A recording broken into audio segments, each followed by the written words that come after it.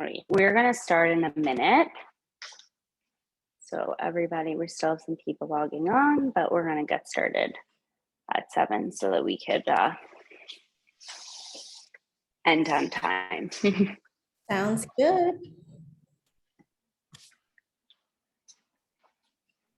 Okay.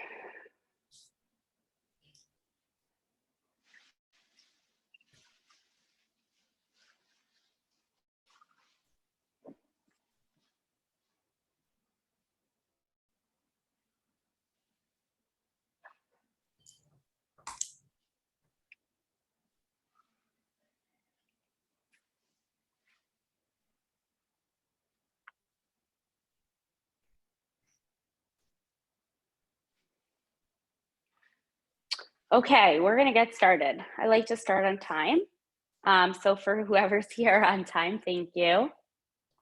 We have a bunch of people signed on already, and I'm sure there's more people coming on. So thank you everyone for being here. Tonight's topic is eating seasonally in a budget.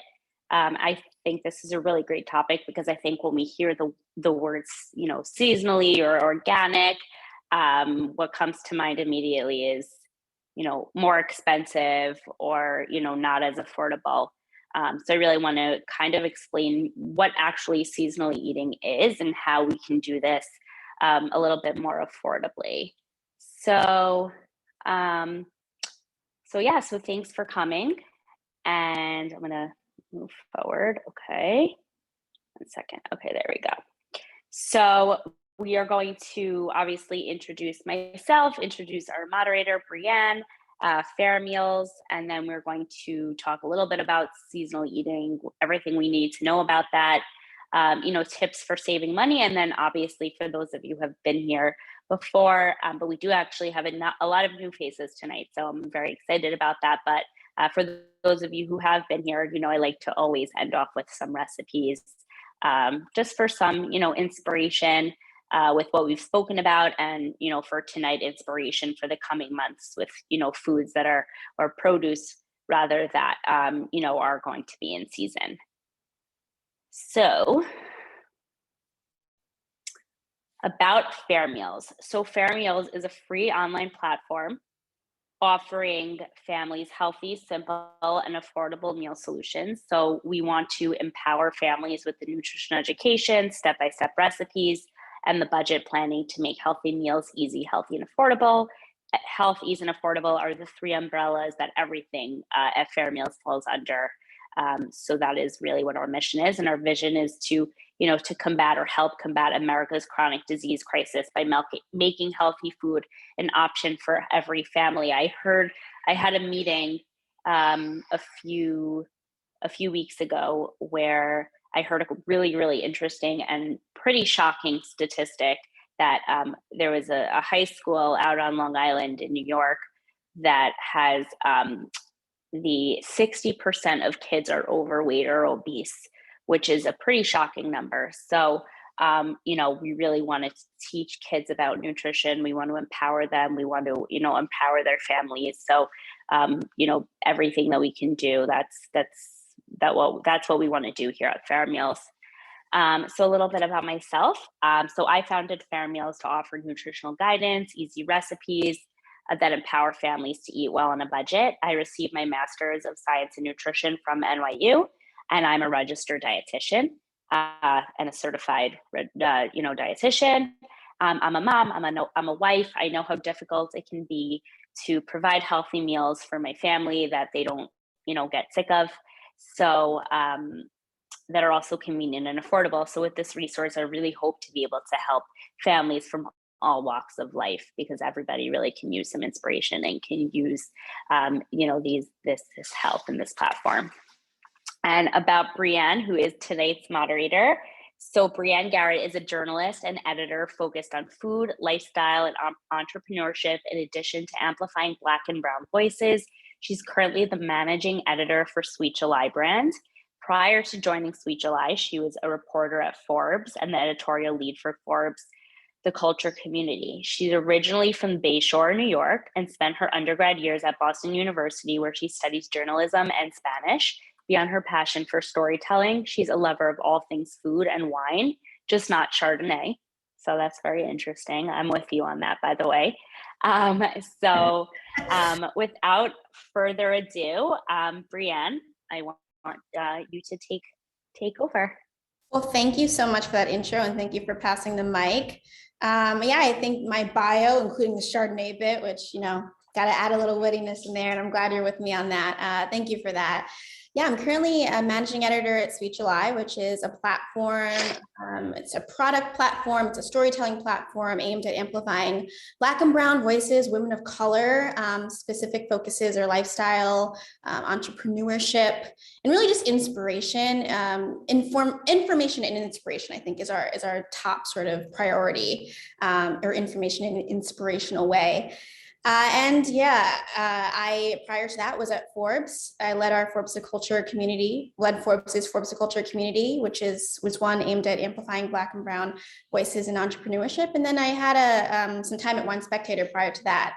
So very, very interested and passionate about the food and wine space. And so this particular topic is obviously an important one. Interesting that you brought up Long Island. I grew up born and raised on Long Island. And I'm looking forward to really discussing ways in which we can make this topic accessible. I think that's my main priority, and really what I'm interested in kind of diving into today. So thank you so much for having me. Yeah, no problem. So just a little bit of background also why I wanted to talk about this. So, before starting Fair Meals, just in being in the nutrition space itself, a lot of people had asked me, well, should we always be going for organic? Should we always be going for local seasonal produce? Mm-hmm. And my answer to them was, not if it doesn't work for you, right? We can't stretch ourselves that much to make an organic lifestyle work. And it doesn't work for majority of people, and there's really no reason for it. And there are some things that there are some, fruits or vegetables that it may make sense. And I'm going to talk about that a little bit, later tonight. But for the most part, it's not a lifestyle that's necessary. And I really wanted to I thought about, talking about how can we make it sustainable for most of us. So that's kind of like what inspired tonight's topic. So seasonal eating, everything you need to know. Oh, well, I guess we're going to take our polls first. Yeah. So I'm going to launch those polls, right? All right. I'm going to launch this first poll on seasonal eating. Let's see what people know. It's just 2 questions, so it shouldn't take too long.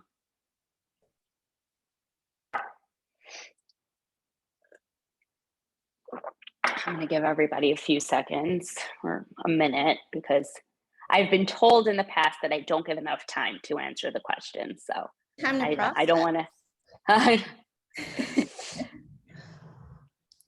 Let's see.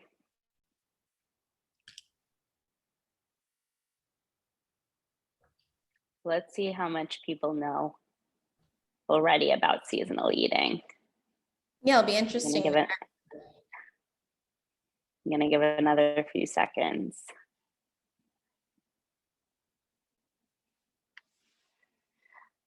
Okay, I am going to end this poll. All right. So the first question, what is seasonal eating? Majority of you got this right. Actually, everybody got this right. Good job, who took the poll at least.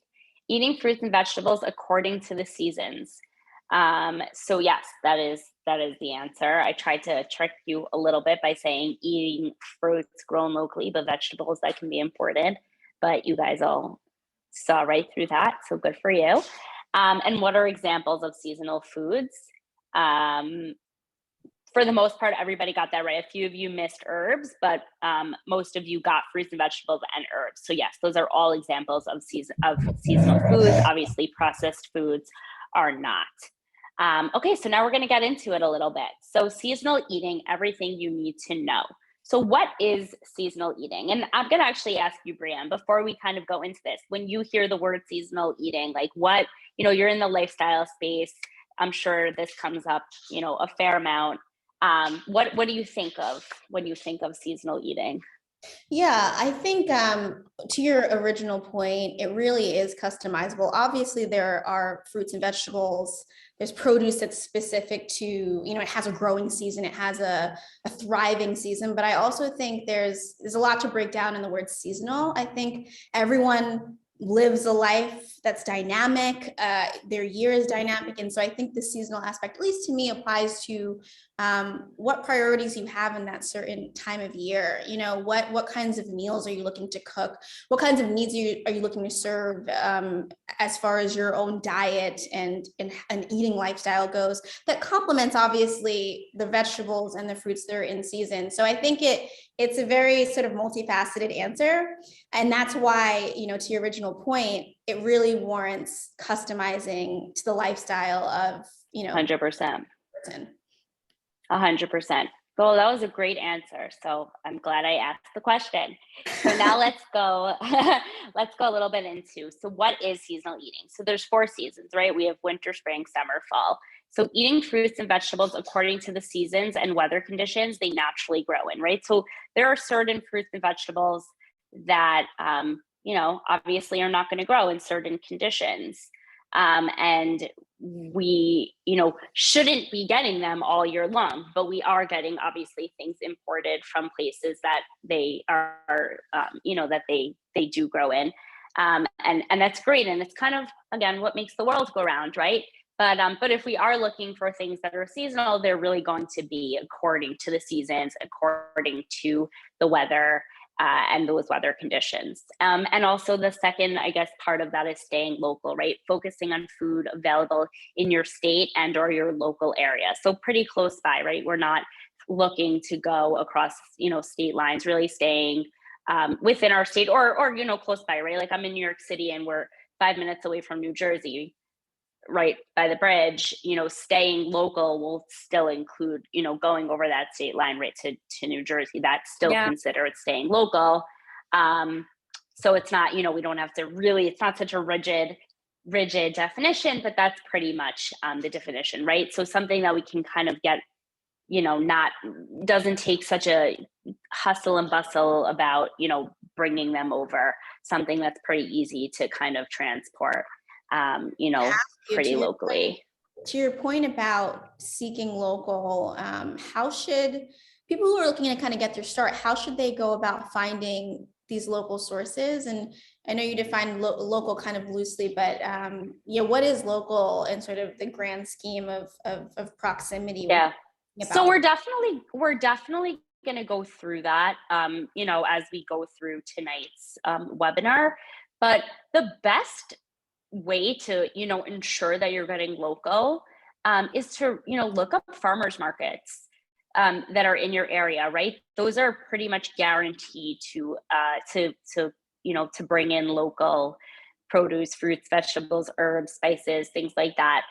And, I'll go through that also as we talk about affordability, but a lot of the times when we do go through these farmers markets, we do get, bundle deals, which ends up actually really working to our benefit in terms of saving money. So again, I'm going to talk about that a little bit later, but I did want to answer the question because I think that's a good question. And I think there's, especially in, bigger cities, but even in a lot of, smaller suburban areas, there are farmers markets that come in, in a bigger city like New York City, they come in, once a week, twice a week. But in smaller areas, you can get, or in suburban areas, you can find a farmers market, once a week, maybe once a month. Some of them you can find them more often. So really look into that because it's the best way to ensure that you will be getting, locally sourced fruits and vegetables. So that's, if that's something that's really important to you, like I said, it's not necessary. And in my, professional opinion, it's not necessary to really live a life of fully following organic and locally sourced fruits and vegetables. But there are some things that, we want to fit into our lives. And if that's something that's important to you, that is the best way to do that, to look for these fruits and to look for these farmers markets. So why do we want to eat seasonally? So that's the first real question, right? So, there is higher nutritional value. There just is. Let's call a spade a spade. I don't like to say, I don't like to say this point a lot, because then people are like, oh, well, if I'm eating a strawberry that's not locally, if that's not local and it's not organic, then I'm not getting the benefits from it. But you are getting the benefits from it, right? But when we are eating them seasonally, and we know that they are, local, there is a higher nutritional value. So fruits and vegetables are available out of seasons, are not usually always grown in optimal conditions. So when they are grown in optimal conditions, there's obviously going to be the higher nutritional value. So their quality is sometimes compromised due to processing. So there's chemicals, heat, other edible films, things like that, to kind of help the shelf life, to help transporting, right? Because it's going to take a longer time to transport those fruits and vegetables. And nutritional value also just decreases over time. So while traveling to the store, sitting on the shelves, and then finally getting to your kitchen, the nutritional value will decrease over time. That being said, we're never going to get to a point of having zero nutritional value. There will always be nutritional value to fruits and vegetables, but they may decrease over time. So I definitely wanted to share that point. A question just emerged, actually, one in the chat and then one that came to mind. What's the best method for identifying or remembering what fruits and vegetables are in season? Are there sources? Are there tips for remembering? So the best thing to do is to Google that. For the most part, they're going to be the same year after year, and they definitely will be. But as weather conditions sometimes change in different areas, it can shift a little bit. Seasonal fruits and vegetables can shift. For the most part, again, they will remain the same. But just an easy Google search is your best way of finding it. There's no way really to remember it. And also, when you do go to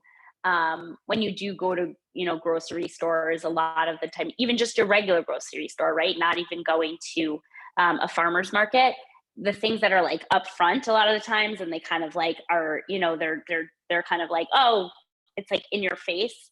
Those are usually the things that are in season. It's oh, they really, there's a ton of these fruits and vegetables. So that's usually, it's not a rule of thumb, but it's typically a good way of knowing that that's probably in season at the moment. Yeah, makes sense. And another question came through the chat. This person asked, do you promote getting fruits and vegetables from out of the country when they come in from another place that they claim is really good?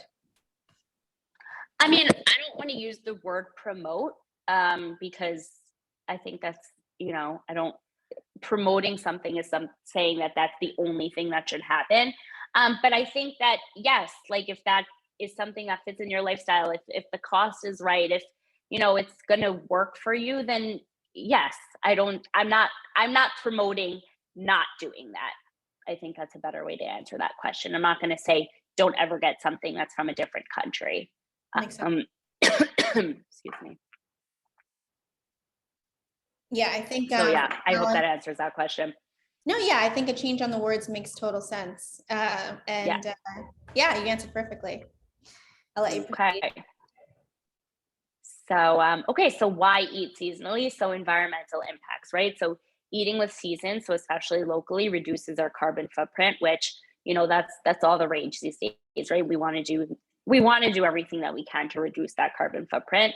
And what is a carbon footprint, right? People ask me that all the time. So these are the carbon emissions from the distance traveled by goods that contribute to climate change. So shopping at farmers markets drastically reduces the trip your food takes to get to your plate. It just does, right? Because they're just going to be more locally grown foods. And if food accounts for over a quarter of global greenhouse gas emissions, which I thought was a pretty interesting statistic. So, it's just an important thing to note. I wanted to put the facts here again. I'm talking about this because it was a topic, actually, somebody mentioned, wanting to speak about this. I've been wanting to speak about it because I think it's an important thing to talk about. But that being said, there's obviously ways around this if it doesn't work for your lifestyle, but I just wanted to share the facts And I think that, it's important to know that there are environmental impacts for not eating seasonally. So just, I wanted to share that point. No, this is actually, I don't think that people naturally think that there are benefits beyond themselves when it comes to eating. Exactly. There is a carbon footprint consideration here. There are environmental considerations here. For people who are conscious about, the earth and our environment, again, it's a natural, it's a nice tie to make, because like I said, it's not a natural. 100%. 100%. I agree with that. And that's why I wanted to bring that up, because I wanted to let people know that it does go beyond, us thinking that it's good for us, but it's also, there is an environmental impact as well. And I think that's always an important thing to note. So another reason to eat seasonally, there's a better taste, right? And a lot of the times things do taste better. Fruits do taste sweeter. Vegetables do have a little bit more depth of flavor. So, in the grocery stores, appearance and quantity are prioritized over taste, right?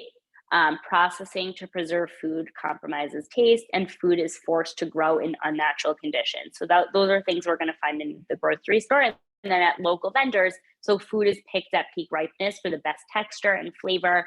And a lot of the times we will go to these local vendors and think the berries will be these vibrant colors, and they just, the texture looks amazing. And it just, the taste is just you can't even describe it. Right. And that is just a benefit of eating seasonally. Very short period of time between when food is picked and to when you buy it. It's usually a day or so. And food is grown in its natural condition and is unprocessed, right? There's no any sort of preservatives or any sort of, pesticides or anything of that sort. So, there is a reason that they look the way they do, they taste the way they taste. And there's obviously going to be different priorities between grocery stores and local vendors, right? A grocery store is, looking to almost mass produce. They're looking to mass sell, I guess. And local vendors are not. They're really just trying to, sell really great produce. Yeah. While we're on the subject of trying to seek out local vendors as much as possible, I did want to, bring up a tangential, but also, very important topic, which is obviously food deserts exist across the country. Access to fresh food continues to be a problem for a lot of underserved communities. Are you seeing any progress? Are you seeing services and offerings that are catering to these underrepresented communities? How can these people get access? So I'm so glad you brought that up, because I was going to mention that when we get a little bit down, but I'm going to talk about that now because I think it's a great thing to speak about.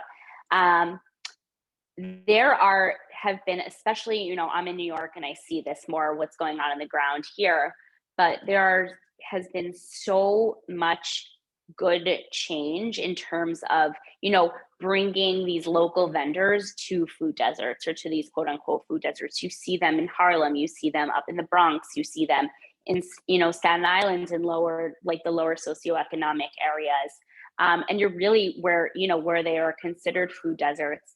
And you're just seeing them available, and you're seeing a lot of different programs, a lot of different nonprofit organizations that are in the food space looking to, give them, coupons, or give them, this, money that should be going towards these locally produced fruits and vegetables.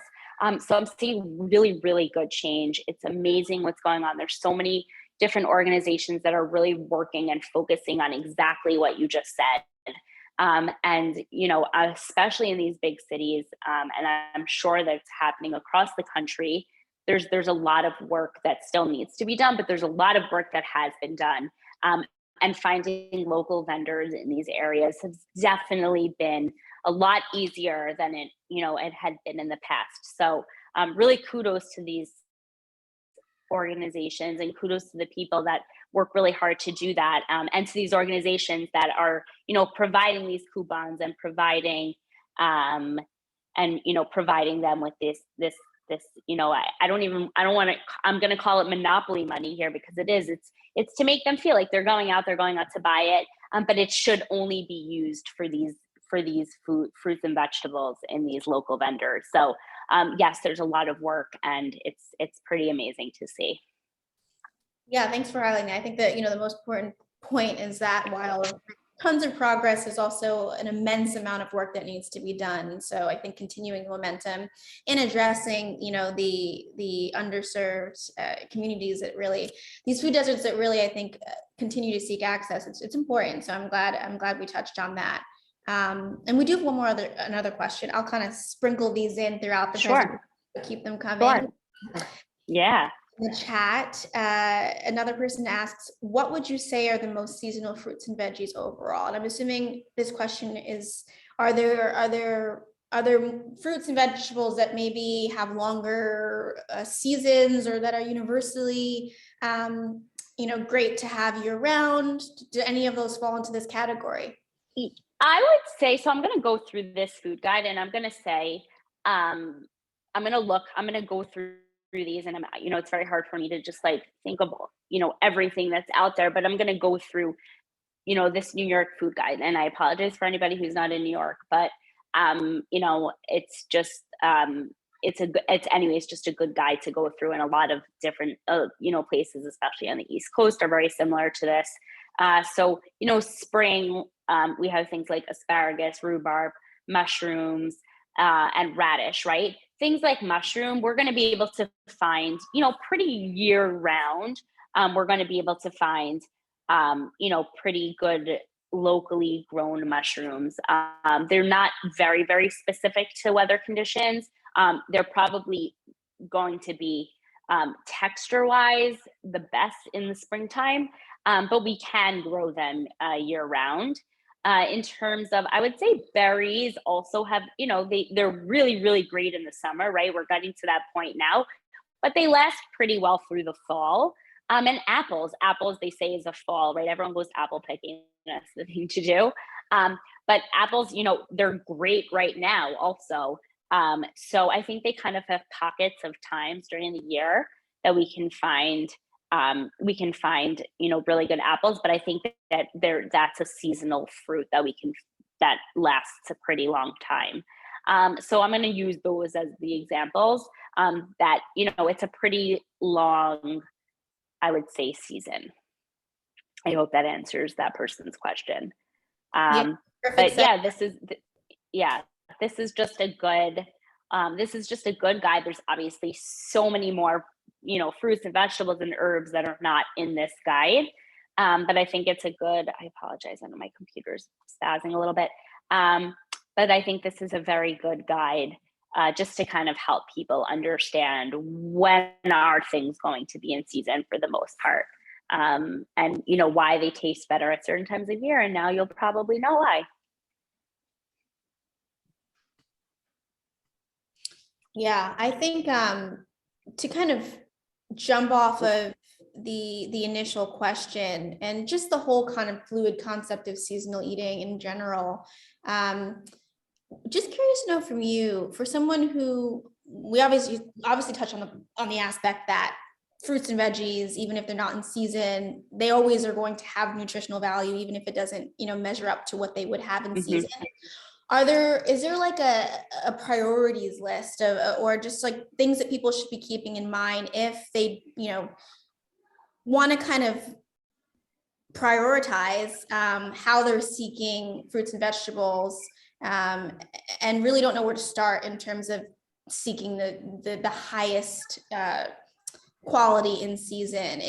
Should they just kind of default to, is it, I guess my overarching question is it beneficial to just be prioritizing eating fruits and veggies? Can that always kind of be a consideration? And 100%. How good is that for it to be a priority? 100%. The priority should be eating fruits and vegetables, period, right? We don't have to worry about whether they're organic or not, whether they're, locally grown or not. I always give people this example. Sometimes you'll go to the grocery store and there will be an orange, regular orange, that's going to be 79 cents. And then there will be an organic orange that's going to be 90 cents. And you're going to tell yourself, that that 11 cents, that's worth it for me to make that organic choice.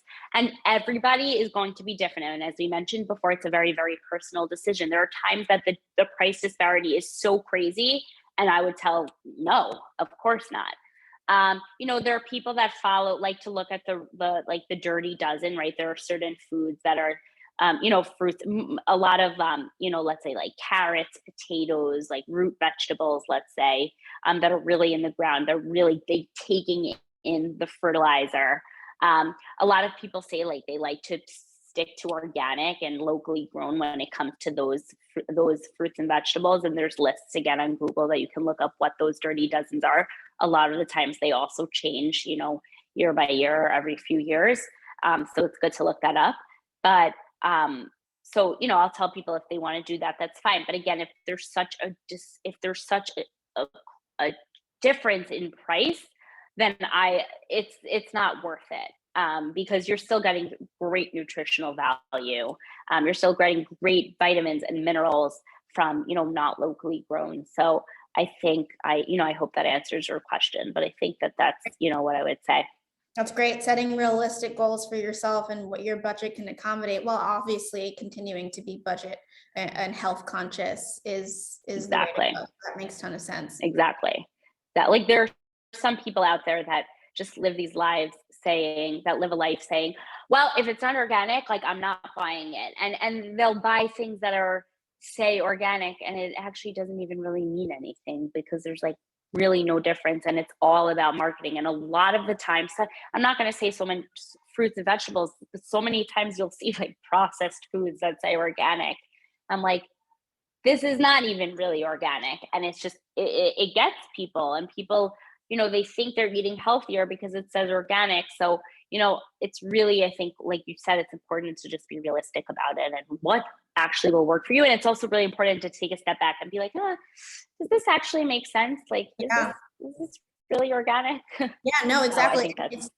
That's a really great point you bring up. And we can go down this rabbit hole, but I do want to stick for 1 second, because someone actually did ask a related question, which was, if you're looking for organic produce, are there certain fruits or vegetables that are more readily available locally? So if you could answer that, but also answer what you just kind of alluded to, which was how do you identify, what is authentically, for lack of a better word, organic, and how do you distinguish? And also, to answer this person's question, are there certain fruits and vegetables that are more readily available organically? I don't think that there's anything that's more readily available organically. I think that, locally, this person also says locally, specifies locally. I think it really depends on where you are, right? On what region you're in. So I don't 100% understand the question, so I hope that answers it. But you're welcome to elaborate more if you want a little bit more of an elaborative answer. But in terms of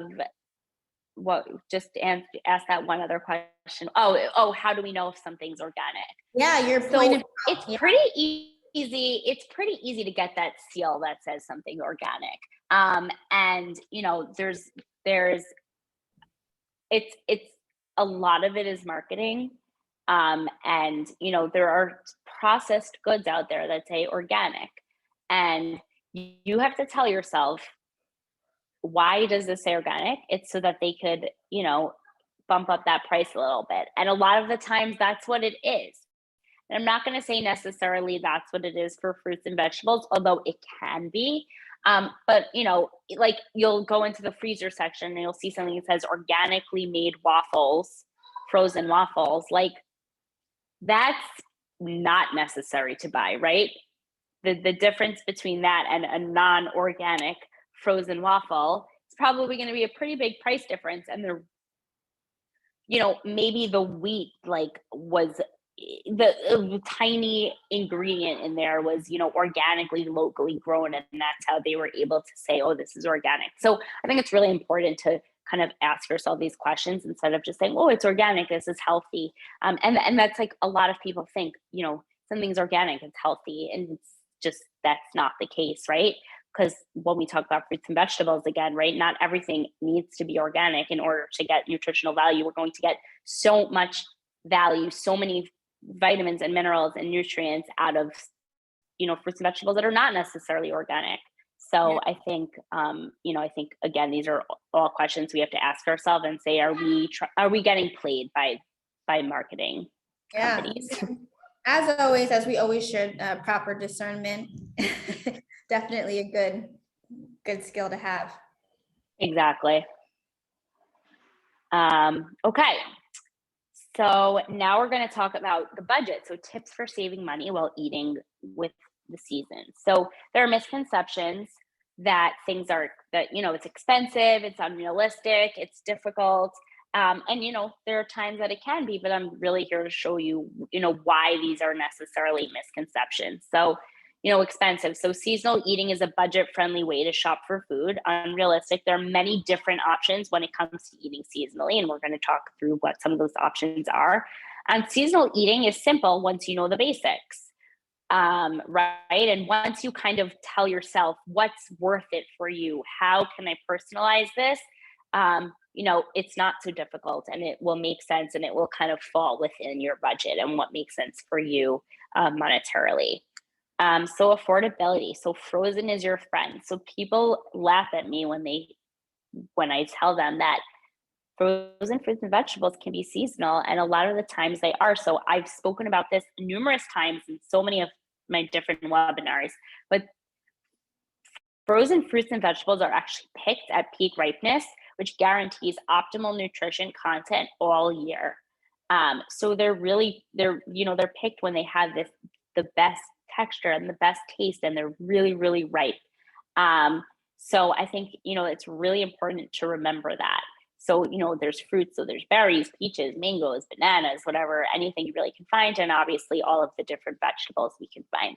So I think that's a really important thing for people to know, that frozen is your friend, and don't shy away from it, because there's so much nutritional value that we're going to get from frozen fruits and vegetables, and they should be staples in your house because they are affordable, and they're things we can use. Yeah, and they're things that we can use all year round, that were picked, in season. So I think it's a really, good thing to know and to note and to remember. So how can we use it? We can use it in so many different ways, right? Smoothies, soups, cocktails, baby food, popsicles. We can roast them, right? It's so easy. Take out some broccoli, let it defrost a little bit, pop it in the oven, roast. We have roasted broccoli, and we didn't even have to go to the grocery store. So I think there's so much that we can do with frozen. I'm a huge proponent of frozen fruits and vegetables. Was there a poll that we wanted to direct toward the audience? Ooh, you might be right. Yes.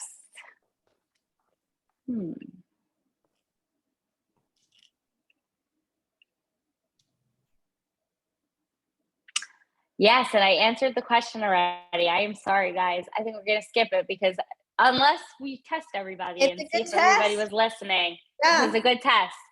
Let's see. All right, I launched it. Sorry about that, Brian. I got so excited. Doing it in reverse, making sure that people are retaining information.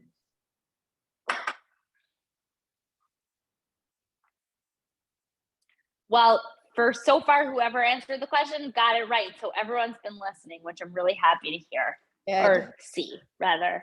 I'm going to give everyone a few more seconds because not everyone voted, but good job. I'm really happy to see that everyone's been listening. All right, I'm going to end the poll. So everybody got that right. So yeah, they're picked. And I also thought that I would get people on this one. So I didn't. You guys all listened. Good. I'm sorry. I'm very excited and passionate about this topic. So they're picked and frozen at peak ripeness. So that is, that's good. Everybody passed that test. we have a question that came in? I'm not sure if I'm seeing old questions, but I think Just a something just popped in.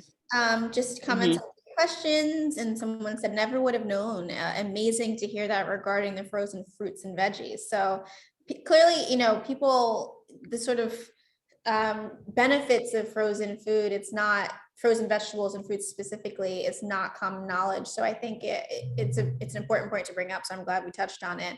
And in my opinion, I just feel like its shelf life in itself is a reason to prioritize purchasing it. And I think that previous slide that you showed up for the benefit of smoothies and soups, I'll go back. Yeah, puree. I think frozen fruit is your ticket there. It's the perfect way to make use of things that are in your freezer that are going to last a while. You don't have to worry about them perishing. So exactly. Yeah, exactly. I'm like I said, I'm a huge proponent of frozen fruits and vegetables, and like they are just a lifesaver also for like when you just want to put together something quick. And you're getting, good nutrients out of it. So it's really, definitely something that we should be keeping in our freezers. So, keeping it canned. So obviously canned vegetables are not going to be the same. Fruits and vegetables are not going to be the same as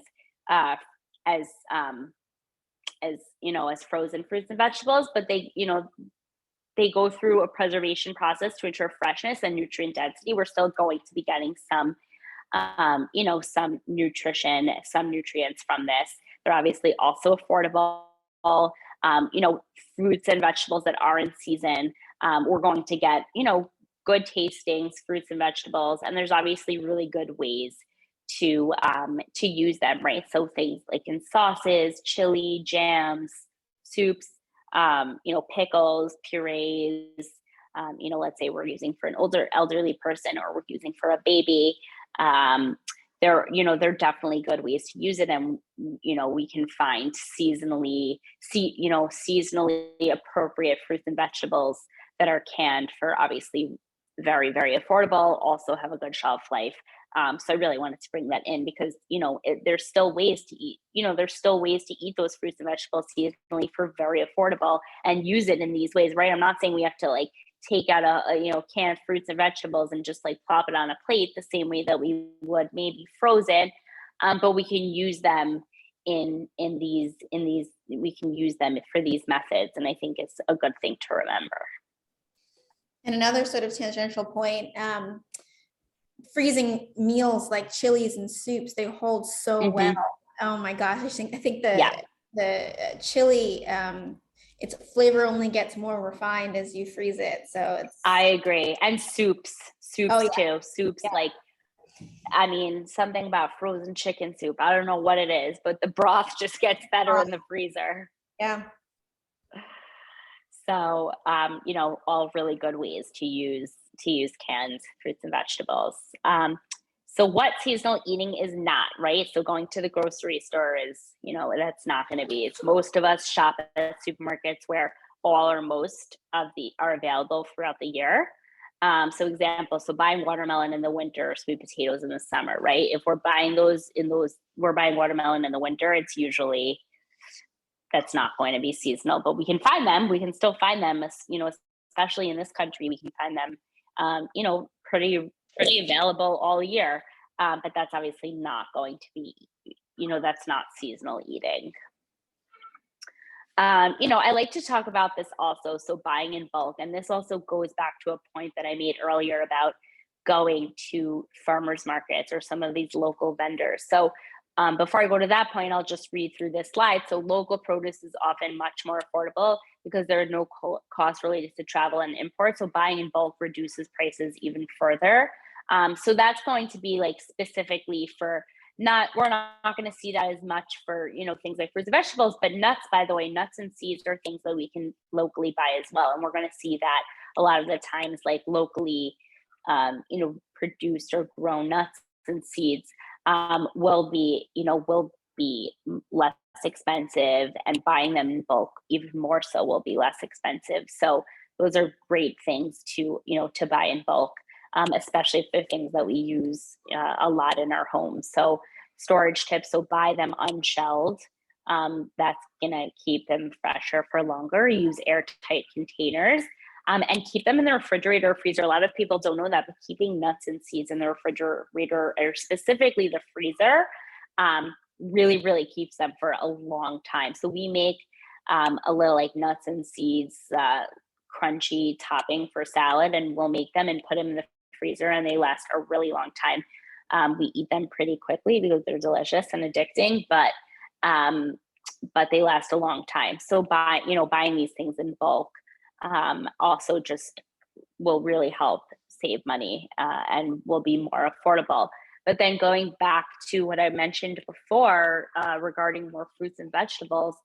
So when we do go to some of these local vendors, and we do go to these farmers markets, a lot of times they'll have like, buy two, get one half off, or buy three, get one free, whatever it is. They do that a lot at farmers markets and at local vendors.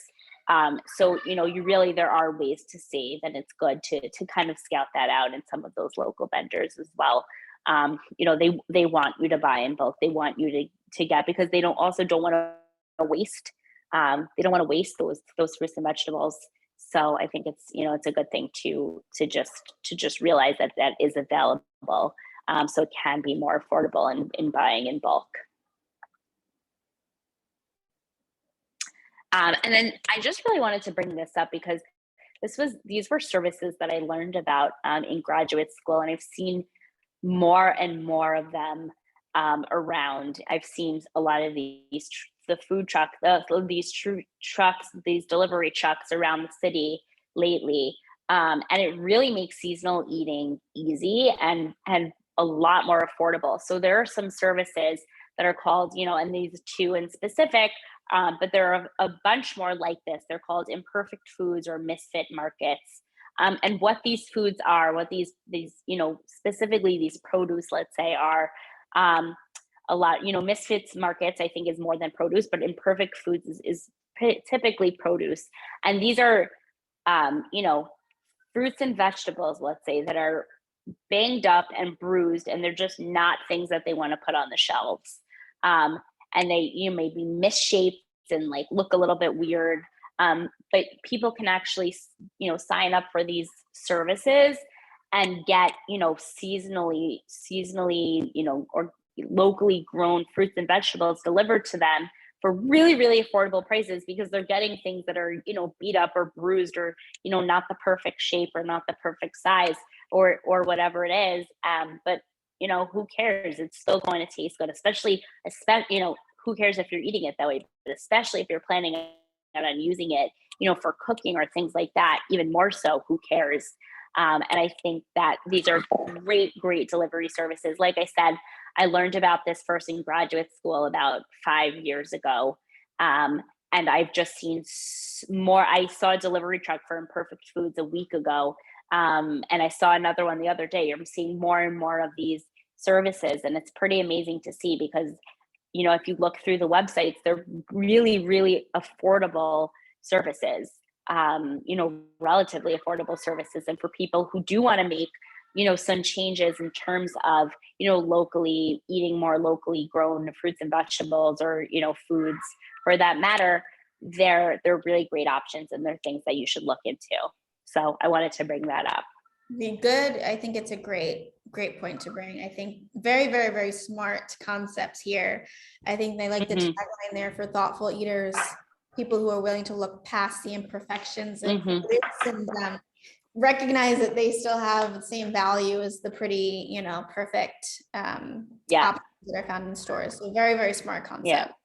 Yeah. And I think we're all guilty of this. I know I am. Like, you go into a store and a lot of times you do look for the pretty ones, right? You look for the things that look, the nicest shape and the nicest color, and are not bruised up, right? I know my son, for example, like if he'll see like a brown on an apple, he'll make me cut that piece off.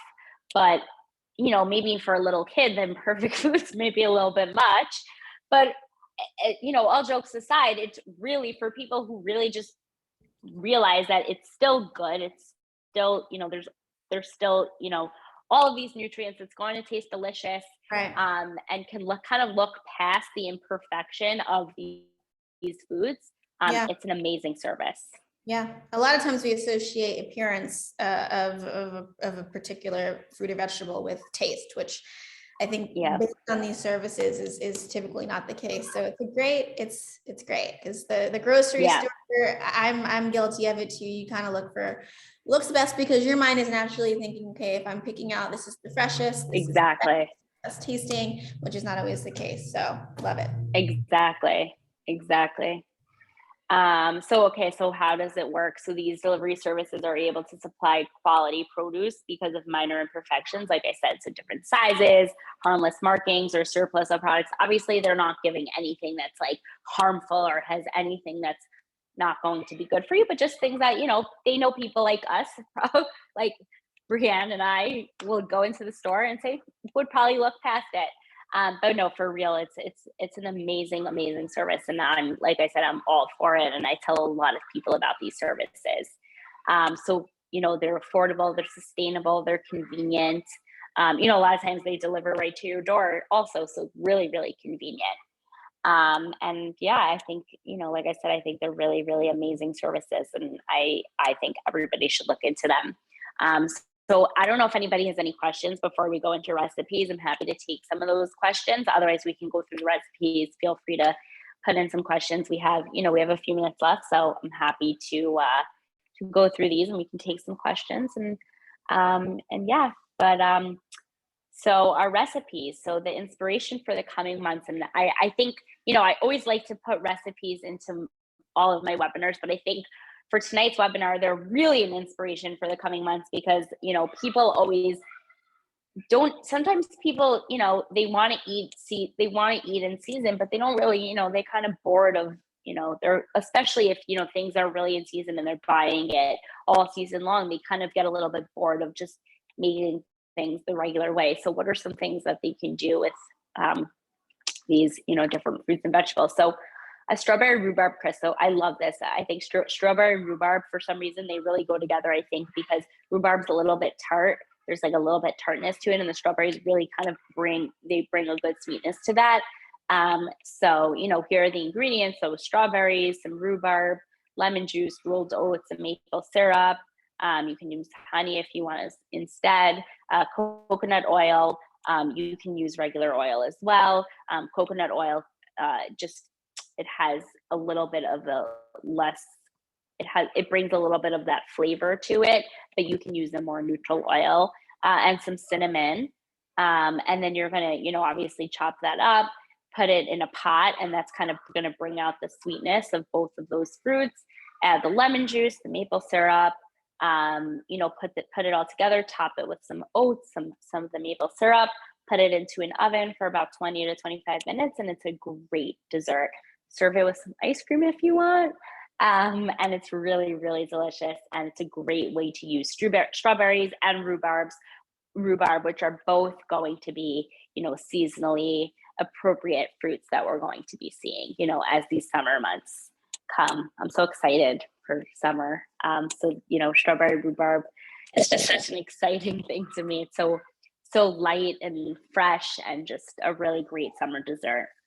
Now this is getting me very excited for just summer in general, and yes, and baking and taking advantage. It's yes, we are. It's vastly approaching. We're right here. It's almost there. Exactly, it's right here. Yeah. So this is a great recipe for that. Right. So we have strawberries, rhubarbs. They're both rich in antioxidants. They both are good for lowering our blood sugars. They're both full of fiber, so good for obviously healthy bowel function. There's a ton of great things. And I spoke. Yeah. This recipe kind of just sorry. Me. Can you hear me? Yeah, I hear you. Okay, great. The recipe kind of reminded me. When you're cooking or baking or adding heat to fruits and vegetables, is it changing its nutritional value? And if so, how is it changing it? So yes, a little bit it is, right? Every time we're processing something, right? So cooking, we're not going to say it's the same way as processing, like we're going to say processed foods are, but we're still processing, we're changing its original form. So we are taking away some of its nutrients.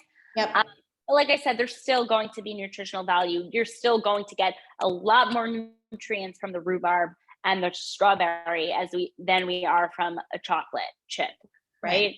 So we have to kind of look at it that way. And where this is definitely going to be a more nutrient dense dessert than some other desserts that are using, chocolates and some other sweets. So I think it's all relative. And yes, we are going to be changing its form. We are taking some of the nutrients away, but not enough to say we're not getting any nutrients from this. And it kind of goes back to that organic topic as well, right? We're not getting no nutrients from not organic food. So it's important to know that. So that was our only recipe for this. Obviously I'm going to go back to this. I'm going to go back to the food guide, right? So we're looking at summer. So obviously there's going to be, strawberries, blueberries, blackberries, raspberries, right? So we can kind of take out the strawberries. We can use any of those, any of those berries. Yeah, we can make a compote, exactly, which is really, really delicious with oatmeal and we can make a big compote, right? With all these different berries, we can freeze some of it. We can keep it in the refrigerator. You can use it over yogurt for breakfast or over oatmeal. We can use it, in a dessert. We can make a jam with them. There's so much that we can do with berries, which is what I love about them. We're in spring now, right? So let's say, rhubarb obviously is in season now. Rhubarb does go through the summer as well. But asparagus, right? Those are great. Asparagus and mushrooms are, first of all, they go great together, but it's great if you want to make like a one pan dinner. You put some chicken over asparagus and mushrooms, and you put some seasoning on that, some olive oil, some seasoning, and you put that in the oven, and that's a one pan, really, really easy dinner cooked in, 30 minutes. So there's so much to do. We can make an asparagus soup, which is really delicious as well. Add some onion, some asparagus, let that sweat, add some water, some, salt and pepper, some broth in there if we want. But there's so much that we can do. It's so versatile. And, I wanted to put this guide in there because I think, again, these are things that can help kind of, inspire us to become a little bit more creative with our fruits and vegetables and what's in season. So, I hope you guys enjoyed this conversation, and, I'm happy to take any questions, and, let me know if there's any questions. Otherwise, thank you. And your recipes are pretty accessible online, right? So if people do want to have access to this rhubarb or any others, they can just go on the site. Yes, all of our recipes are online. We have a ton of recipes online, a ton of, other tips and tricks. Obviously everything we do is free of charge. Everything we do is purely from, donations and fundraising. So feel free to donate. There's a button online to do so as well at fairmeals.org. So I really appreciate everyone, being here and asking good questions. And Brienne, obviously, thank you for being here. You really made this conversation so enjoyable for me. You had a lot of really great questions too. And this was great. No, I learned a lot to think about, consider. And yeah, this was great. Thank you for having me. Thank you. So if there's no more questions, did I just see one come in? I'm not sure if I just saw one come in. Comments, great. Excellent. Thank you so much for the great info. Also, which is also, nice to know. People found this very informative. Thank you. Thanks, everybody. Bye-bye. Thank you, Brienne. Thank you. Thanks. Bye-bye.